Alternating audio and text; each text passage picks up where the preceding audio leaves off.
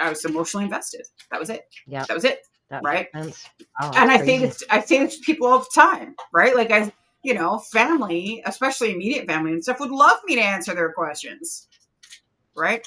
Friends too. Everybody, so many clients are like, oh my God, I want to be your new best friend. I'm like, no, no.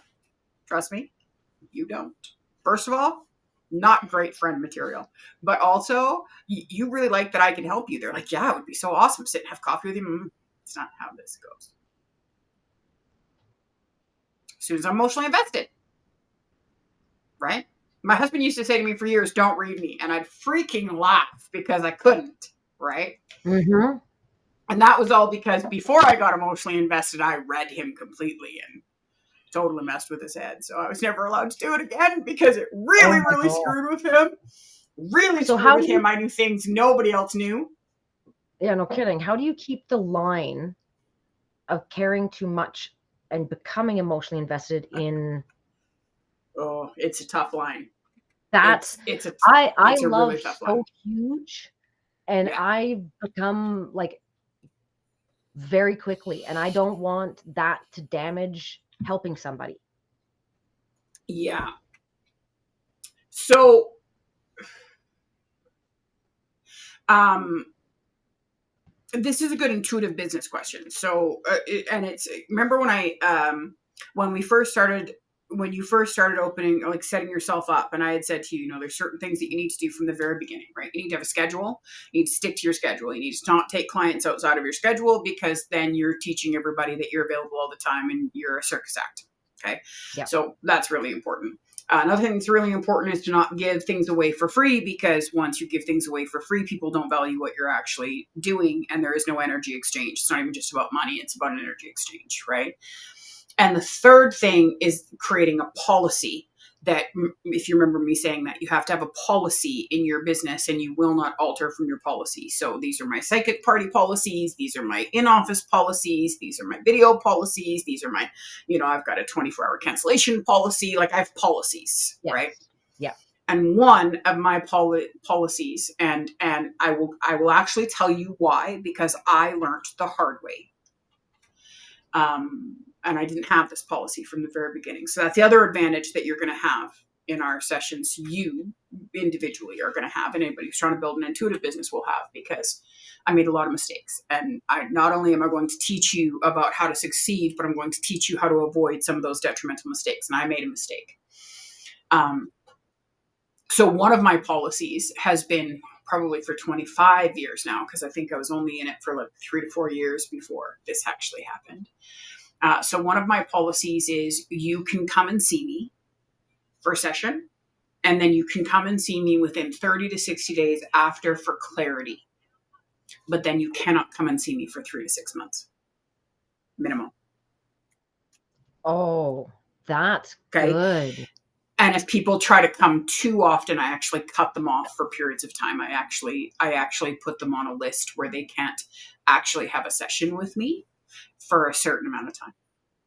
That makes sense. And this is actually why, because the more often, there is very few clients, because again, I have a lot, more than many. I have, well, I'd say probably 85% of my client base I've had from anywhere from 30 to 17, 16 years. Now, are Like, I those clients literally have clients that that you are treated? still with me from the first month I started my business. Yeah. Really? Sorry. And yeah, I 100%. that's You just asked wow. something. Oh, just are those more coaching clients or more reading clients that you've had for that? Reading clients. Really, and just keeping that boundary there, make sure that you're not so involved in their world. Yeah, they come every year. Hell or high water. They see me once a year for sort of a recap of what they need to do and what they need to figure out, and this is where I'm going, and right. So they'll come to me yearly, but they know that too much of a good thing, like, there really is the truth where too much of a good thing, but also because I am so emotionally invested, right? I mean, these are people I've known for many, many, many years, and it's very difficult, when I go into people's lives in a session, I've lived their entire life in our session. I understand every element, every aspect, and I may not share it all because I couldn't possibly share their entire lives in a 1 hour session. I only share what sort of hits the value or, highlights in the video reel, right? It's like it lights up, so I know to pull it out, if that makes any sense. So, Yeah. but you cannot not become emotionally invested in people when you've picked up that much information. Like, you just cannot. Right? So you have to have very defined boundaries. And that's one of my boundaries. Another one of my boundaries is I'm very, very cautious of becoming friends.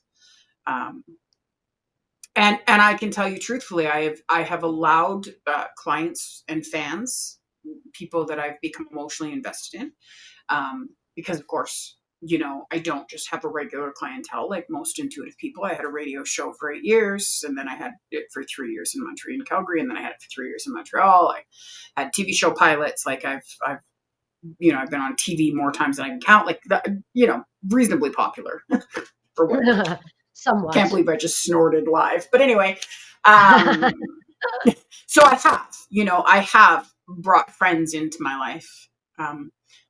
Because for many years of my life, that's been my entire interaction. I don't communicate with people outside of what I do. So I have, and it has caused a lot of joy for sure every time I'm in those relationships. But out of, out of all of them, there's only one or two left that are still in my life.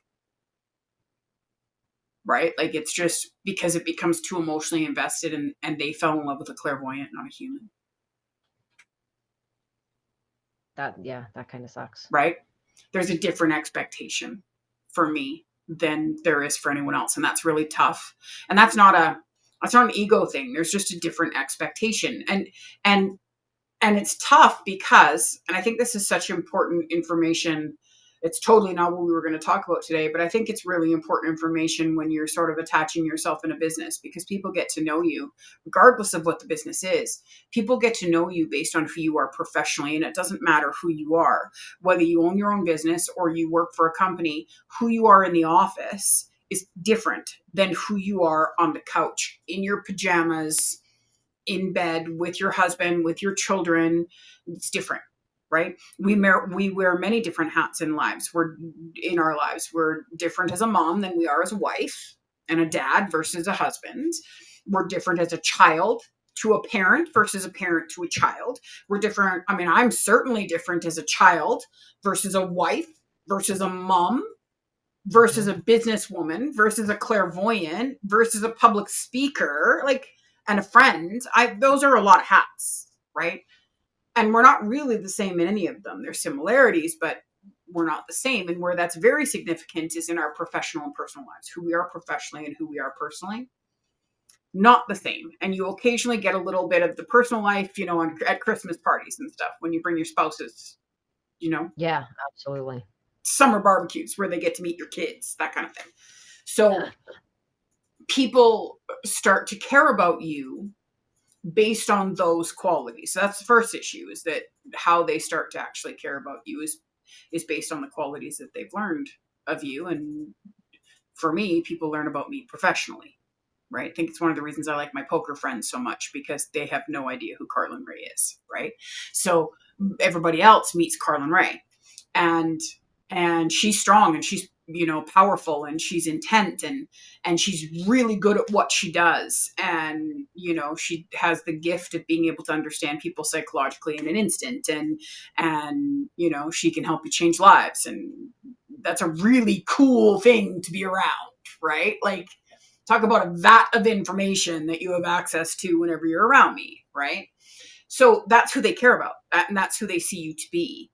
And so that makes it complicated, because the real you is sort of broken and hard to handle and emotional and all of those things, right? So that's first problem. And then the second problem is once you set a defined line where you're like, look, I'm going to use me as an example. I'm not Carlin Ray in our personal life. So I don't give advice. I don't do sessions. I don't, right? Really cool to set that boundary, except that I got to know them as Carlin Ray. So I already connect to their soul as Carlin Ray, which means it's like automatic. As soon as something goes on in their lives, even if I don't want to, I start advising. I don't want to. Like that's it's and I'm telling myself constantly, shut the hell up, KJ. Like shut up. Don't. This is your friend. You're not. But when you do what I do, especially for as long as I've done it's autopilot. Like you don't even right. Like I mean, you've noticed this, sweetheart. I'm telling you to just say what you think without thinking about it. Speak without thought. I've been only showing you how to do this for a month, and you're starting to do it on autopilot. Now picture 35 years. Yep. Right? Like it's autopilot. I don't even know. So then it becomes very, very sort of gray matter and they get messed up and it's not fun See, at all. you say that you're not a good friend. There's a difference. Yeah. You're not capable of being a friend. There's a difference. No. You That's you true. can't discuss things like a friend, like a sounding board, or No, you that's can't true. be there in those ways. It's a totally different kind of Yeah, you're concept. You're not 100% right. capable of being Yeah. a friend in that Yeah. aspect. It's not that you're not good at it, it's that you're not physically capable of it. See, but here's where when you really start to understand who you are, how you function, when you learn how to take accountability and responsibility for your actions instead of guilt, um, when you become really comfortable in your own skin, you don't actually have any ill emotion or ill attachment to the words not a good friend, right? You're 1,000% right. What you're saying is 1,000% right. But it doesn't, when you become really, really good in your own skin, okay, regardless, and it doesn't mean you don't still have flaws or things that go wrong in your life or things that don't work out the way that you want them to. But when you get good in who you are and you get comfortable with being you and you start to actually have a relationship with yourself like you should have with other people, right? Mhm. Um, those negative statements, those things that would normally make us feel guilty or make us feel like there's something we need to do to change things, or they don't have that effect on you anymore. Right. And the only reason I'm sharing that right now is because I seen your protectiveness right away. You did not want me beating myself up for calling myself a bad friend. Right. Which I 1,000% appreciate, and you're not wrong in the information you gave. You're absolutely incorrect. I am not capable of, and I'm not sure anybody is, right? Like I used to say I'm not as capable as everybody else to have friendships, but I don't actually think that it's just because I'm clairvoyant, right? Like I think that naturally this is everybody. You have more than one hat to wear, and things are prioritized differently depending on who you are and I it's always bothered me that society teaches us that making you number one makes you selfish and insensitive, and because you don't care about other people. I've always had such a huge issue with that. I've understood why it's out there and why it's taught to control you, but I've had such a huge issue with it because it's not something we're not capable of doing. Okay, we're humans. It doesn't matter how you feel about the fact that you're going to make yourself number one. This is so important, especially when you're thinking about your business and everything else too, Jules. It doesn't matter whether you believe you're going to make yourself number one. It doesn't matter what you think about making yourself number one. It doesn't matter what you've been taught or what your belief system is. You will always make yourself number one. Even when you're sacrificing yourself for other people, you will still make yourself number one because you have to. Okay? Because you don't survive if you don't. Nobody survives if they don't. See where I'm coming from?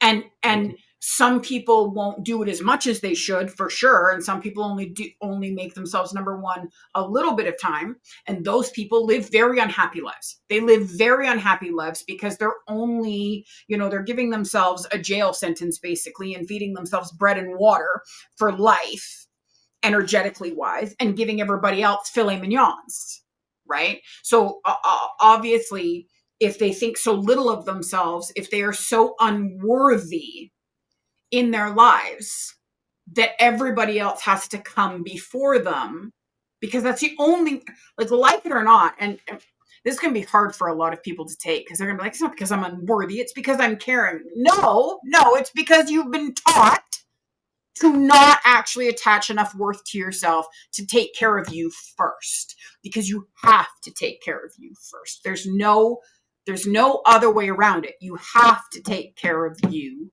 first, right? You are your only guarantee, which is the other reason why I'd love everybody to believe that you're actually your own very best friend, and treat ourselves like we're actually our best friends, because things like trying to build your business and being successful in your life would never even come up for question. There'd be no other outcome, right? Being successful in your personal life, having an amazing relationship, having the kids you wanted or not having the kids you, there would be no choice in your life if you actually truly, if every human being on this planet truly treated themselves like they were first all of the time, and actually took care of themselves and loved themselves the way that they love other people, not a human being alive would struggle.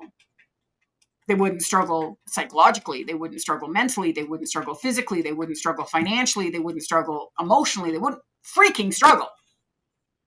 Does that make sense? It makes a lot of sense. Yeah.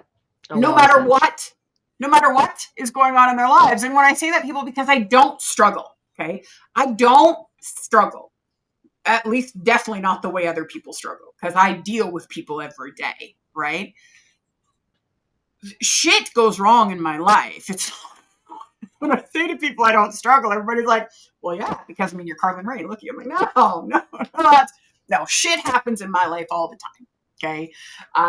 No matter how much money I make, I go through periods where I am flat broke. It doesn't matter. I'm feast and famine, and I've made a lot of money, and I've lost a lot of money, and I've spent a lot of money. That's why I'm never going to give people money advice. Right. So, I have a roof over my head like everybody else, where things can go wrong. I've made mistakes in my life and things can come back and bite you. I have adult children, so you can be guaranteed I'm going to be blamed for a lot of things, right? Like, shit goes wrong in my life too.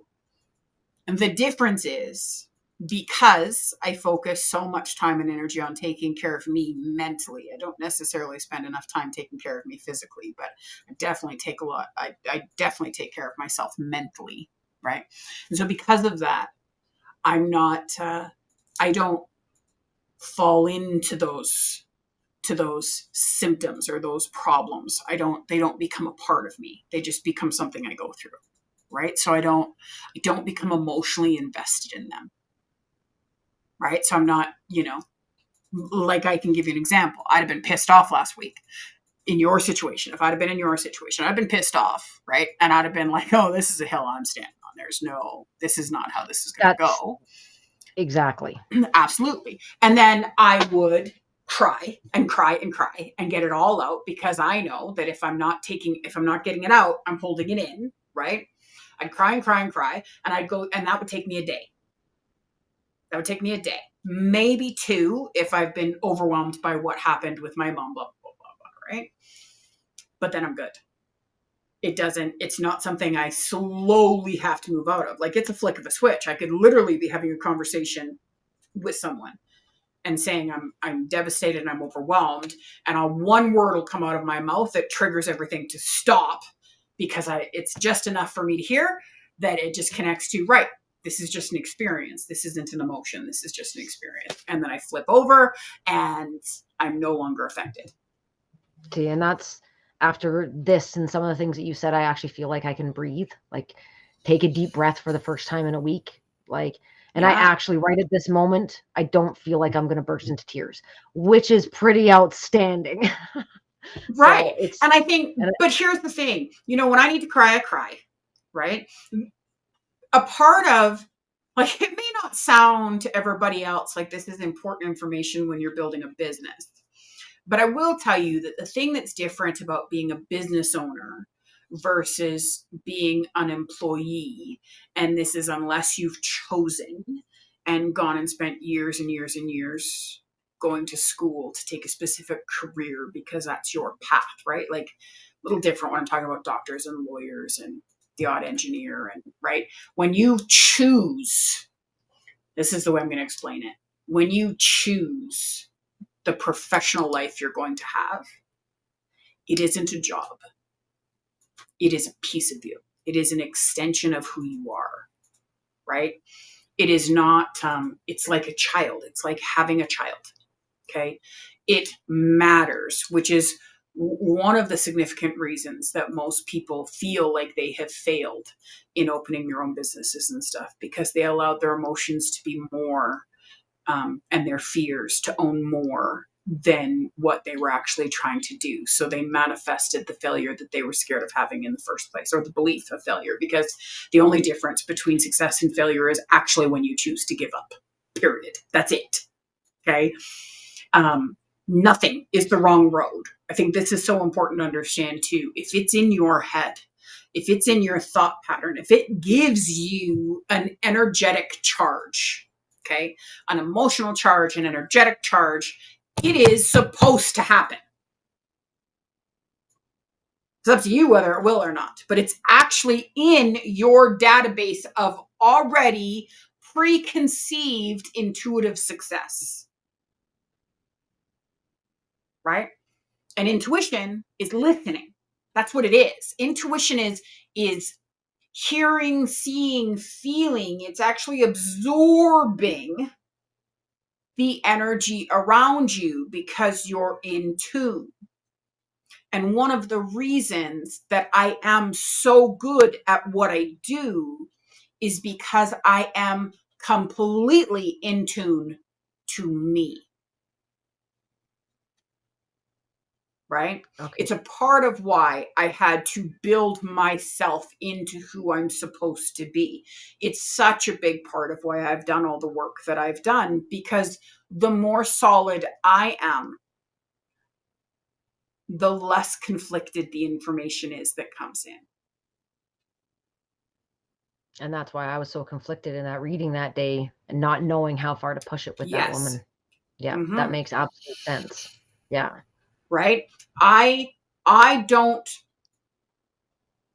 I used to have to just do what I've taught you to do, or told you that I want you to do, which is just speak without thinking.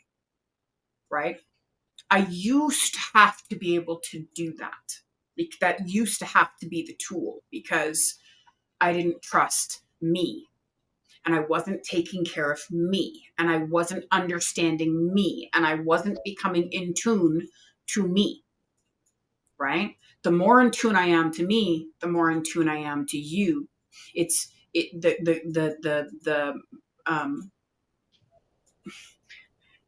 it's awfully tough to figure out another person's life when the stuff that you're picking up is similar to what you're going through at that moment too, because it creates an emotion, right?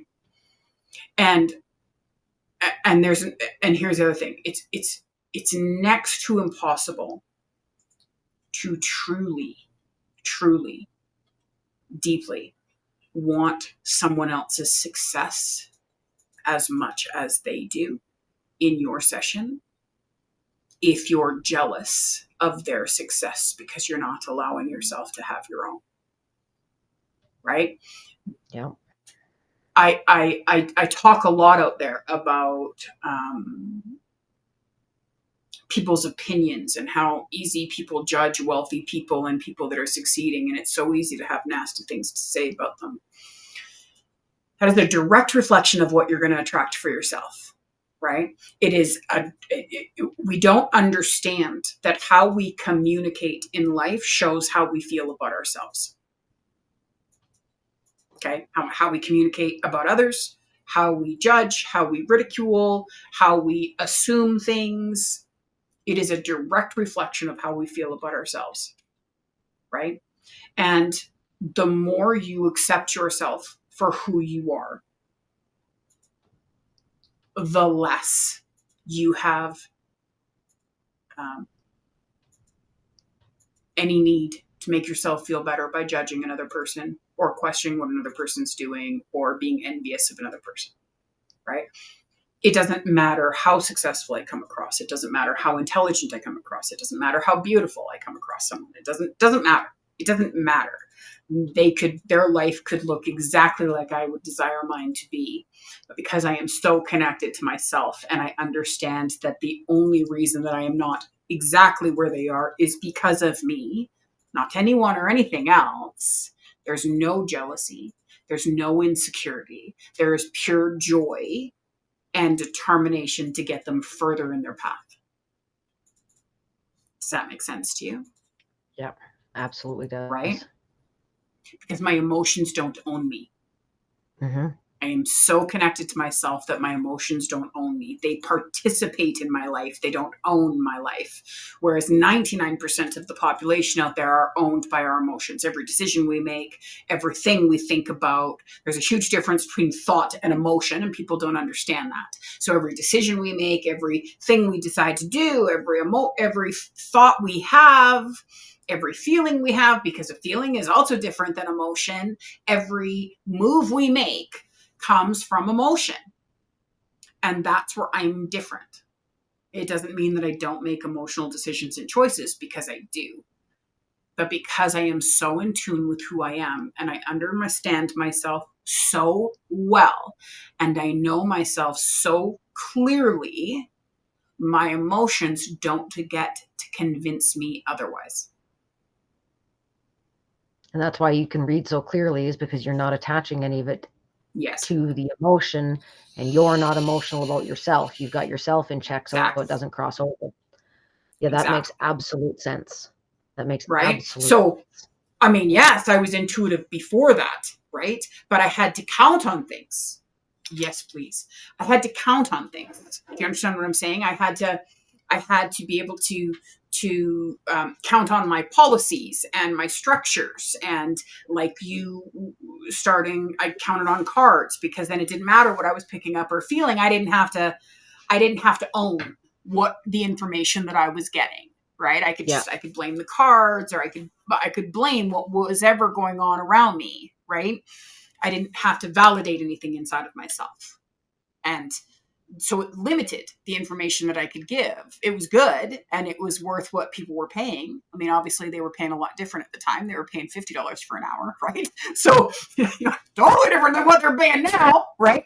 But the more that like a lot of people think that when you're building your business, you're building it more um, based on your you're becoming more successful because of your experience, but your experience is actually giving you a sense of awareness of who you actually are as a person, right? And so it's becoming more aware, it's becoming more in tune with who you really are, it's really connecting to yourself as a right. as your own individual. It's really sort of becoming your own friend, your own partner, right, if you will. That is what is allowing all of this success to happen, because you're unlocking all of your roadblocks, right? I That, don't yeah, hold, I still hold fears, but I don't hold the same kind. I don't hold all of the fears that most people hold.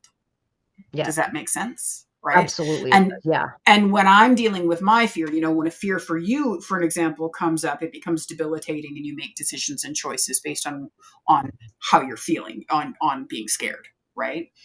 When a fear comes up for me, I know what it is. So I'm like, okay, look, I get you're there. Got it, dude. You're present, but I know exactly what you are, and I know what you're gonna do next. Just see, I created you. I know exactly what you're gonna do. So now you're gonna tell me that I can't do this, or that if I do this, this is what's gonna happen. So I have conversations with my fears, right? I'm like, you don't win. Like, you may be slowing me down a little bit here, but you are not freaking winning, because I know what you're doing.